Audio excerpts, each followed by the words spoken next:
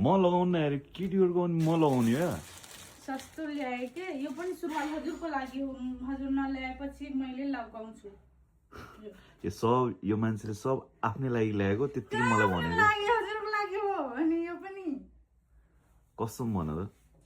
यो चाहिँ महँगो तर खासै महँगो होइन महँगै भनौँ यो ए ठिक्कको महँगो नाइन मेरो लागि एक्ज्याक्ट कुन हो त्यति भन त मलाई यो पुरै हो हजुरको लागि यो पुरै यो सब केटीहरुले लगाउने ल्याछौ तिमीले अनि मैले भने कि हजुरलाई मन पर्छ भने लाउनुहुन्छ नत्र मै लगाइहाल्छु भनेर म केटीको उठाएको अनि यार हुन्छ नि यार कमसेकम मेरो लागि छुट्टै त ल्याइदिनु पर्छ नि बस छुट्टै किन ल्याउने त यो मैले सोचे कि मतलब यो हजुरले लाउनु हुन्न भने मै लगाइहाल्छु भनेर केटीको ल्याइदिए त्यही त केटीको हो नि त त्यही त यार मलाई त्यो विश्वासै थिएन कि तिमी यार बासी भात दिएर भन्ने कि भर्खरै ताजा भात हो भनेर खुवाउने मान्छेको म विश्वास गर्छु यार गर्नु न त किन गरौँ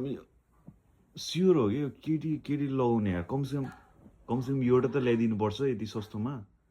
सस्तै त हो यति सस्तोमा थियो सेल लाग्थ्यो त्यही भएर ल्याएको नत्र किन्थेन त कति रुपियाँ गयो यो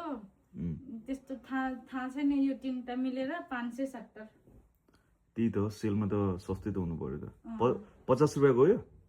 50 रुपियाँको त होइन मैले त हजुरले ढाँदै थियो 50 रुपियाँको सेल लागिरहेछ अहिले